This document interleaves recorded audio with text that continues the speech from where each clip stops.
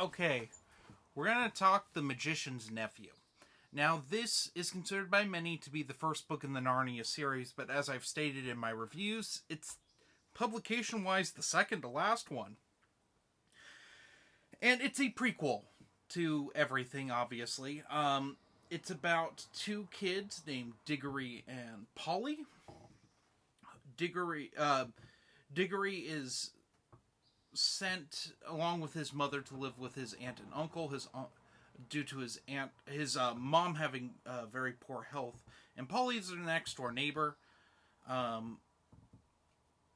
Diggory's uncle is a magician who makes these magic rings, and he convinces Polly and Diggory to experiment using them, and they end up in a world between worlds where they accidentally unleash Jadis, the witch from The Lion, the Witch, and the Wardrobe, and then end up going to Narnia before it's even Narnia. So this is the creation of Narnia in this.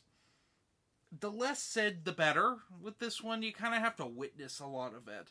But yeah, here's my thing with The Magician's Nephew.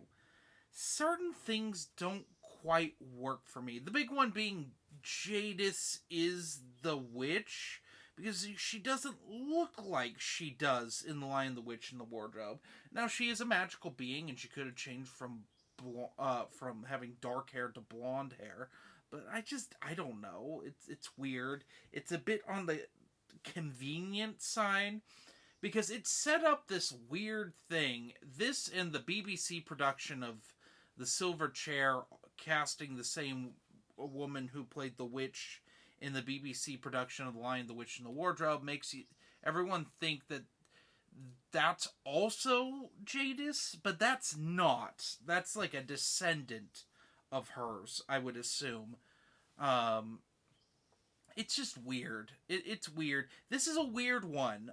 It's very creative. I like all. The world between worlds is made up of all these little pools, and you go into the pools to go into these other worlds, and it's just a neat visual.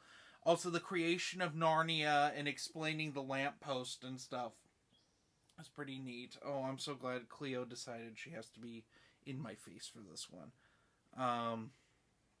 I like Aslan in this. There's actually something that's set up in this that pays off in the next book, The Last Battle, which leads me to believe, like I said in The Horse and His Boy review, that these last 4 Narnia books, he would clearly had an end in mind, and this one definitely, it sets up, I wouldn't say a plot point per se, but a nice detail that will be brought up in The Last Battle. I won't spoil Diggory, who he actually is. You can probably infer from this, but I also like that there's like a whole event with Jadis running around London that's kind of funny and very hijinksy, so I like that. What would I give The Magician's Nephew? And I have to say, this is probably one of my least favorites. Not saying it's bad. I don't think any of these Narnia books are bad. In fact, I think they're all very good. I'd probably give this one a 4.3 out of 5. Now, some people, this is their favorite, and I get it, because it's wildly creative. But for me, I don't think it's a good starting point.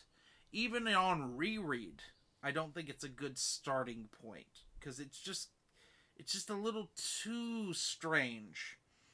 But it definitely sets up stuff for the last book, and sets up stuff for the previous books too. It kind of retcons some things like Arkenland in there and stuff that was not a thing when he wrote The Lion, the Witch, and the Wardrobe. So, anyway, have a nice day.